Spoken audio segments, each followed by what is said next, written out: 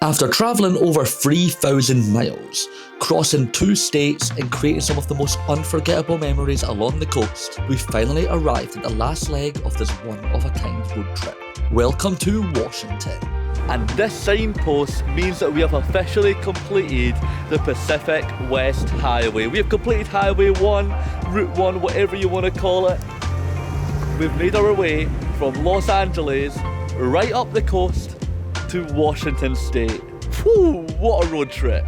Hello everyone, I am Lewis, you are watching Lost in Travel, and in this vlog we are wrapping up our exhilarating journey up the west coast of America, from Los Angeles, California, all the way to Seattle, Washington. Previously on Lost in Travel. Last time, we soaked in the gorgeous yet truly wild landscapes of the Oregon coast, from natural phenomena to sea lions chilling on the rocks. Then we moved inland towards the jaw-dropping Columbia River Gorge and its breathtaking scenery before diving into the quirky streets of Portland and devouring all the donuts we could find.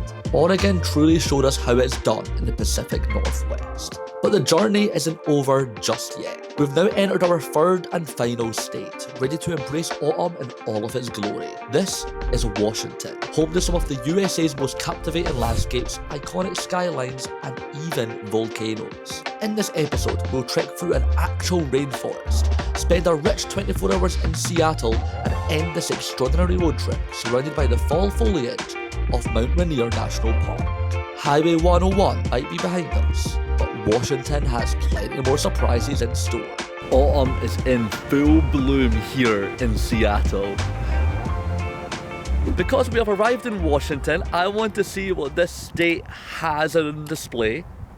And what best place to start it at the world's longest beach, appropriately named Long Beach. And just like that, I've been dropped off onto this beach. Welcome in here, guys, to Long Beach Peninsula. This is the longest peninsula in the United States, perhaps even the world, stretching to 28 miles long.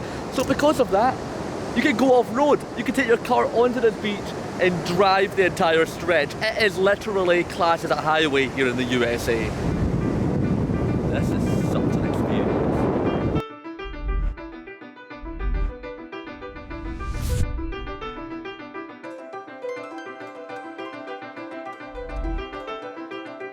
So this might be a tiny bit underwhelming compared to all of the redwoods that we saw in our first national park. But here we are in National Park number 2 of this road trip around the west coast of America. That is the world's largest spruce tree at 191 feet tall. It is also 1,000 years old. And we also have this other tree to come and spot here in Olympic National Park. This is the Tree of Life, and it is literally clinging to life. Look at this.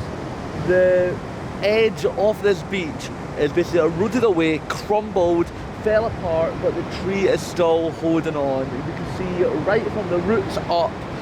This is actually a pretty cool spot for tree lovers like myself. I've been seeing so many different trees on this trip, and this one might be one of the coolest, although the redwoods do take the cake for that. But Olympic National Park, you're off to a good start. I cannot wait to go and see what you've got to offer. Apparently, because of the way the cliff is just kind of crumbled in on itself, it's created a cave, and it's called Tree Root Cave. So I thought, come and take you inside and see if we can see underneath the roots. Oh wow. It's not really a cave. I wouldn't class it as a cave. I'll just bang my head on the thing. But it does go straight in there, and yeah, I'm now literally seeing life from the perspective of a root in a tree. Wow. Who would have thought I would be saying that on this trip? I think it's really dramatic from under here. So that was a few tree stop-offs en route deep into the national park. We're just on the outskirts of it right now, but we're about to go dive right into Olympic National Park, and this national park is known for its diverse ecosystems. One of them, and I am really shocked that Washington State even has this. We are about to go to a rainforest now. What the hell? A rainforest literally in the north of the United States of America? Let's see what this is all about. Guys, we're now into the thick of it.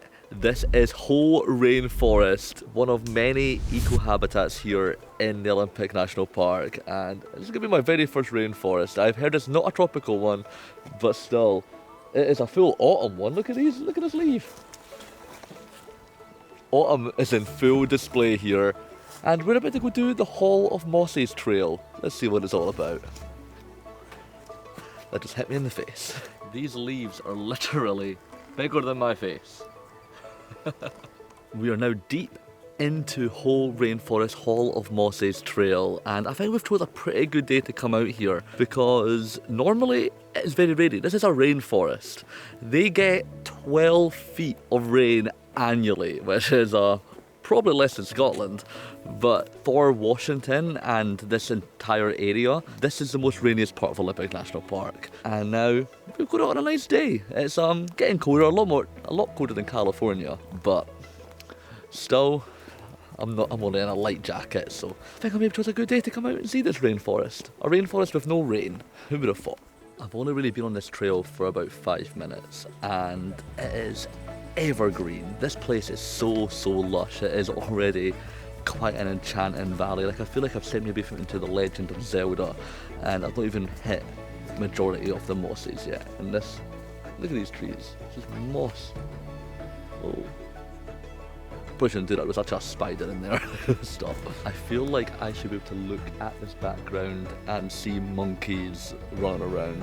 Maybe that's just my vision of what a rainforest should be like. This is a very different type of rainforest. This is one of the only temperate rainforests in the whole world, and it's been pretty epic so far. Nothing like I've ever seen before. This is a completely different landscape to anything else I've stepped through in. Every time I try to go, you're always waiting. I got tired of all your lying, so I started lying to myself. What you desired was a man inside your head. I started lying to myself. We have now just completed the Hall of Mosses trail. That was such a fun way to spend an hour, or maybe even longer. I don't even know what the time is, but I had a great time. I've never seen anywhere as green as that. Like, this whole rainforest is really set my expectations of what a forest should look like. I love a little forest walk, and this one is just so unique. Just moss on every single tree. Everything just has its own look and style to it. And obviously, the thought that of me being in bear country, I've been keeping my eyes out. I don't know if I want to see one or if I don't. I think I do, but from a large distance. OMG. That's so close to it right now. Hello. Hey there. They are just having a munch.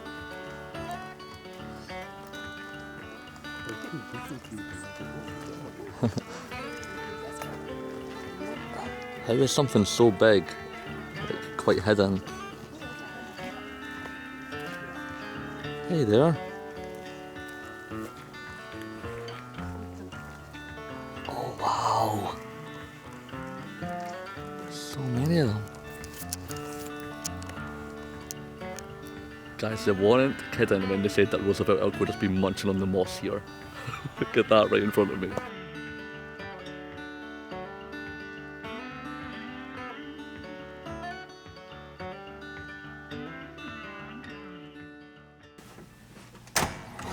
So guys, a few days ago, everyone, I feel, saw the Northern Lights, apart from us, who was in a light polluted Portland. So now that I'm here, just staying in Port Angeles outside of Olympic National Park, I feel like I'll get my hat on and we'll go out, and even if the aurora's not there, at least we're going to do a bit of stargazing.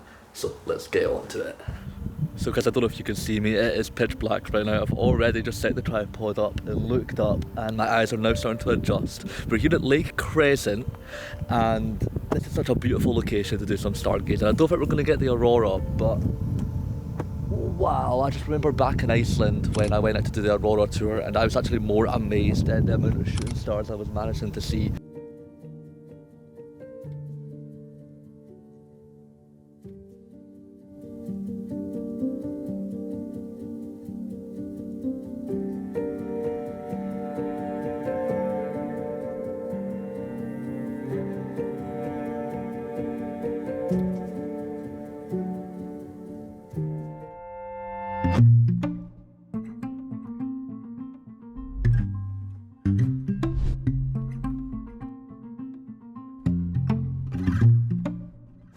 few days have passed since the last time I spoke to you.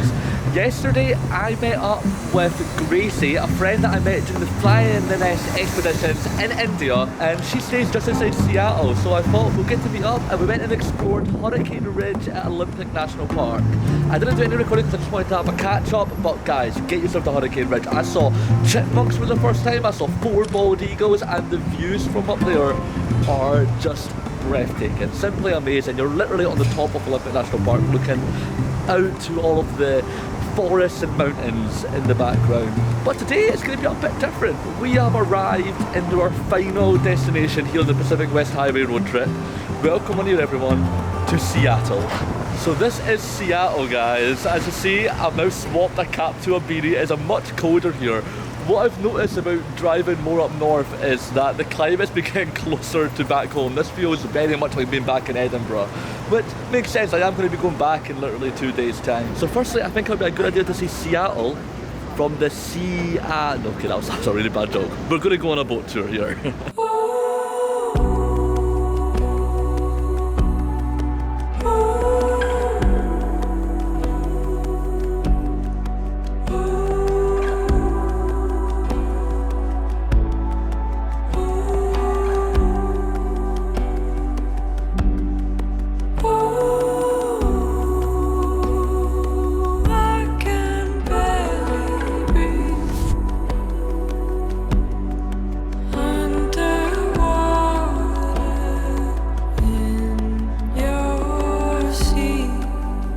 We are quite lucky on this boat tour because Mount Rainier can be seen right behind me, and we've been told by our tour guide that it can only be seen 90 days of the year. The rest of the time it's normally covered up, and we're here on one of the 90 days. So I'm going to take in the view and the sights of the Seattle skyline. It is stunning and way longer than I thought it was. It goes on for miles. Like I can see the entire stretch of the city standing right here on this boat. So that hour-long boat tour, we booked like a combo ticket with going up the Space Needle. So we'll be going to do that later on. And it was a great way to see the city. Definitely go and see it from the sea, especially because it's sea. I'll go do that joke again. But the heavens started to open at the end of that tour, and it's actually the first time that we've had rain this entire trip. I forgot what rain smells like. I can smell the rain here in Seattle, and I'm now going to make use of this rainy day here in the city. I guess it's getting me accustomed to what life will be like back home. Okay, Mum, thoughts on where we are standing right now? Yeah. I've been telling her I'm going to take her here for so long. That's disgusting.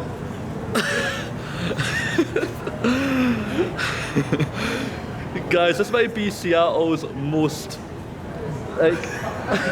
unhygienic street, and it is famed for people sticking their chewing gum on the wall. This is gum wall, and I don't even know where to put my hands right now. It's definitely not in that radius. I need some soap just looking at it. The look of all of the tourist face walking through that street. Like, look at that lone one. Ugh. Like, why is that a tourist attraction? So this is the most popular place in all of Seattle. We're here at Pike Place Market. This started off in 1907 as just 2 farmers putting up a stand here, and then they sold out instantly. They had a queue going for ages, and then it just attracted, and it's became what it is today. A massive market where you can see people throwing fish at each other. Yeah, you heard me right. And buying some of the local produce.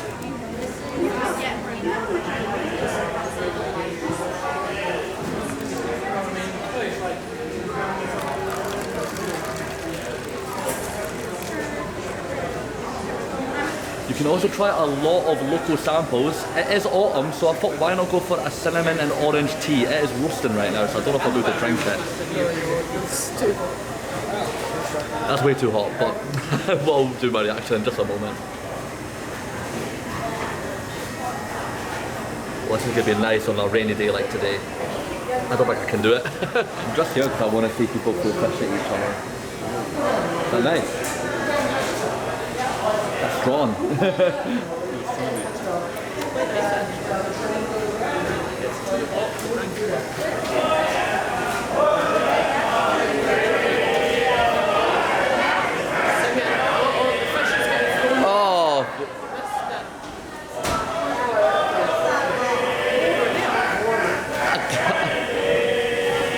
ice in it.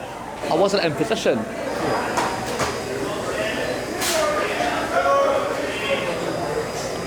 That was hot and strong.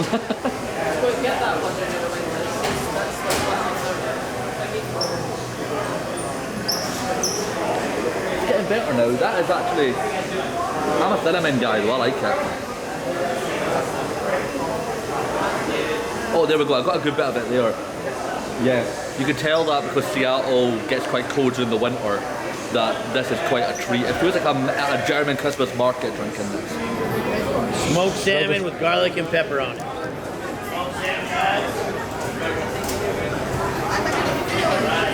Quite good eye. Right, good eye. This is literally my first time ever having a fish.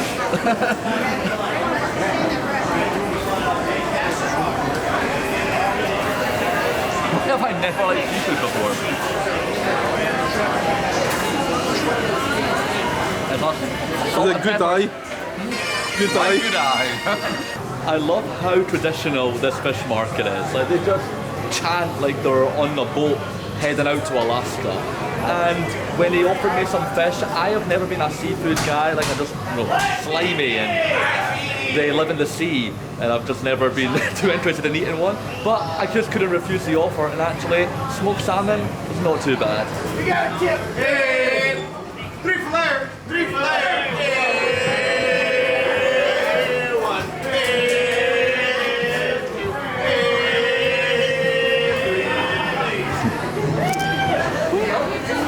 Okay, let's try it then. Chardonnay roasted garlic. Wine and garlic. That does sound like a recipe for a good lunch.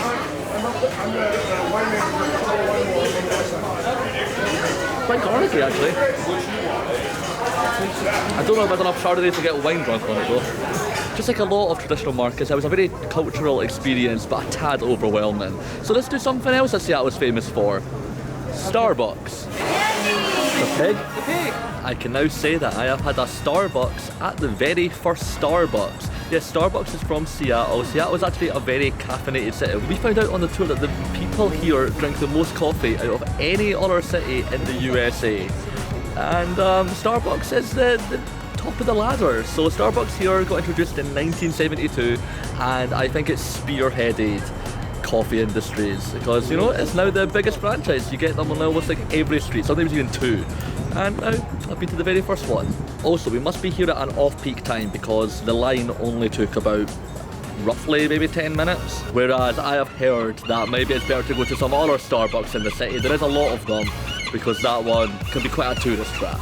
Seattle is one of the most futuristic cities in the world. But I didn't realise it was going to be like Disney. There's a monorail to get to certain places, so let's give it a ride.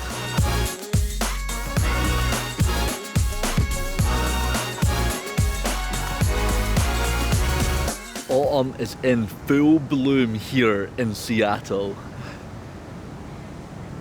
So first experience of the Seattle monorail, it only goes one stop and it is quite rocky. That's not like a Disney monorail at all. That is more like a Disney Seven Dwarfs Mine Train.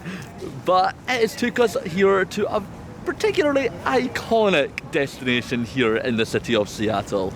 Seattle is known for its science. It is home to Amazon and Microsoft. Bill Gates grew up here. It has birthed many of the greatest inventors in the world. And it also is home to one of the USA's most famous landmarks, the Space Needle. Back in the day, the Space Needle was the tallest building here in Seattle at 602 feet tall. Coming into the city, it was a bit underwhelming, and actually that is all based on perspective. When you go out to a certain park and you look over for that traditional Seattle skyline, this building is made to look the tallest. That's because there is a law in place that there cannot be a building here in the Science Centre that is taller than the Space Needle, because then it would take away from the fun of it all. But now we're going to head right up to the very top and see what Seattle looks like from all the way up there. First day of the summer and it's calling for good weather. It's nice out at the moment and it's only getting better. It's all shaping up to be a time to be remembered. literally looking down on the entire city from up here.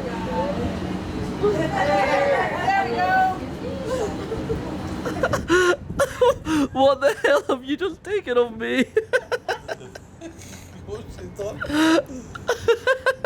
Let me show you it. Wait a minute. If that photo doesn't make this wall, then screw you, Space Needle. So guys, this might be quite a queasy thing to do, but here at the Space Needle, you can come down to the first floor and stand on glass and look straight down. But the cool thing about this glass is every so often it rotates. So I'm going to get a 360 perspective of what's below my feet right now. This is like being at the edge in New York City. Come on, Mum, you can do it. There you go.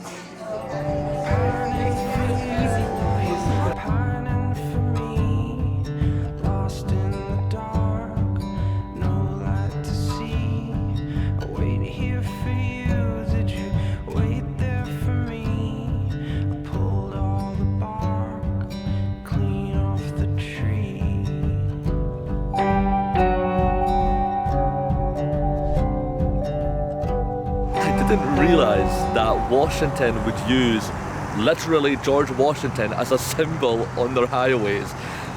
I actually love that so much. The California sun's got nothing on the way you shine. Sounds kinda dumb coming out of a mouth like mine, but you got the good stuff, 'cause that's what you're made of. I've got a whole life I want you to take up. We had a good run, I wanted the long one. If the right thing at the wrong time is the wrong thing, why does it feel like I die without you? If in the next life we'll have a good run, how come you stepped into this one dressed up looking like a dream that made its way to me too soon? At least I've got So today is our final day here in America, and we are getting closer to back home because the rain is starting to pound down here at our third national park of this trip. We're coming here to Mount Rainier, or should I say Rainier, because it has definitely got Rainier.